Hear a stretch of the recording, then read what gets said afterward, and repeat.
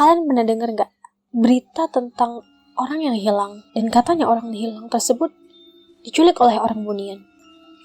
Atau kalian pernah dengar juga gak orang tersesat di hutan tidak bisa kembali lagi karena disesatkan oleh orang Bunian? Bahkan ada cerita lain yang mengatakan bahwa ada orang tersesat di hutan dan bisa menemukan jalan pulang karena dibantu oleh orang Bunian.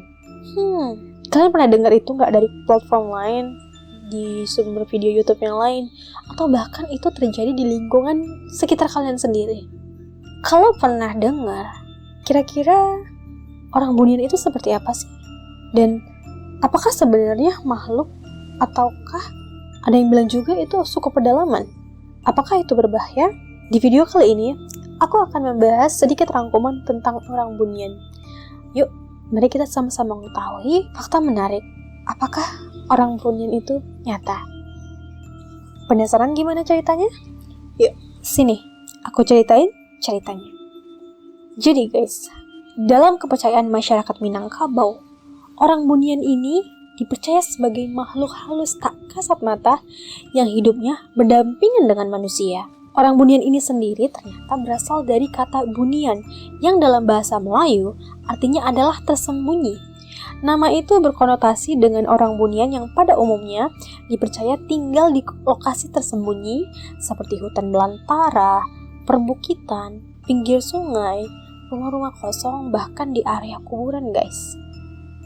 Tapi ternyata berdasarkan riset yang aku baca, sebagian besar masyarakat juga mempercayai bahwa orang Bunian ini sebagai suku pedalaman yang tinggal di area hutan belantara, hutan Sumatera, Kalimantan, bahkan di hutan Malaysia guys. Masyarakat meyakini hal tersebut karena secara visual atau fisiknya orang Bunian ini memiliki kondisi tubuh yang sama dengan manusia biasa, akan tetapi ukuran tubuhnya lebih kecil.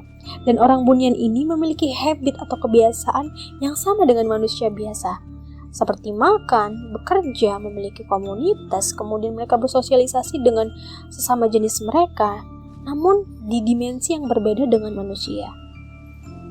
So, dari kalian pernah ada yang lihat nggak orang Bunian ini? Kalau ada, komen-komen di bawah. Tapi, bagaimana cerita orang Bunian ini dapat tersebar di masyarakat? Cerita orang Bunian ini sendiri menjadi cerita legenda yang disampaikan secara turun-temurun dari generasi ke generasi. Padahal ya, belum ada bukti langsung dan saksi mata yang menemukan orang Bunian ini dengan bukti yang jelas guys. Namun, karena cerita akan orang Bunian ini sudah melegenda di masyarakat, sehingga sebagian besar masyarakat, khususnya masyarakat Minangkabau, percaya akan ada entitas tersebut. Dan konon katanya, kehadiran orang Bunian ini itu dapat ditandai ketika matahari mulai terbenam di pinggir sungai atau di hutan belantara yang kosong dan gelap.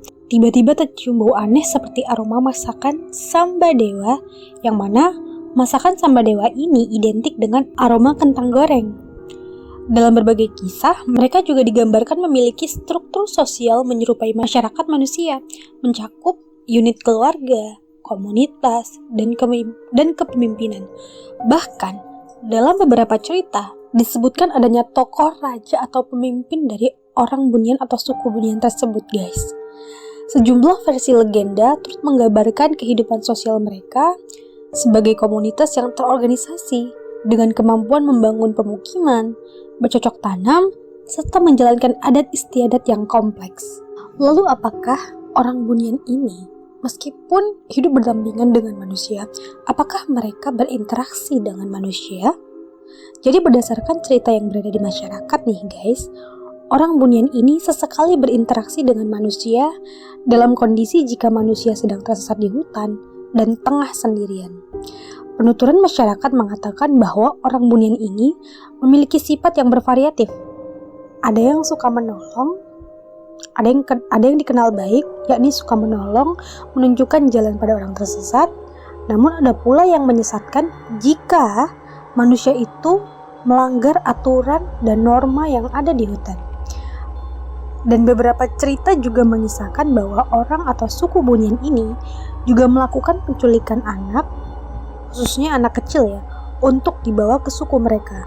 Dan gongnya adalah ada manusia yang mengaku menikah dengan suku Bunian ini hingga melahirkan keturunan. Jadi orang Bunian ini kan dari bahasa Minang tadinya ya. Itu artinya tersembunyi. Kalau di daerah lain, orang Bunian ini dikenal dengan berbagai nama yang berbeda-beda setiap daerah. Seperti di Jambi itu dikenal dengan Uhang Panda, Kalimantan dikenal dengan orang kebenaran, di Sulawesi dikenal dengan Tomim Buni, dan di Bali dikenal dengan Wong Samar. Jadi apakah kalian punya cerita tentang orang Bunian berdasarkan versi daerah kalian masing-masing? Kalau ada, kalian boleh kirim ke email yang aku cantumkan di deskripsi atau komen-komen di video ini juga boleh.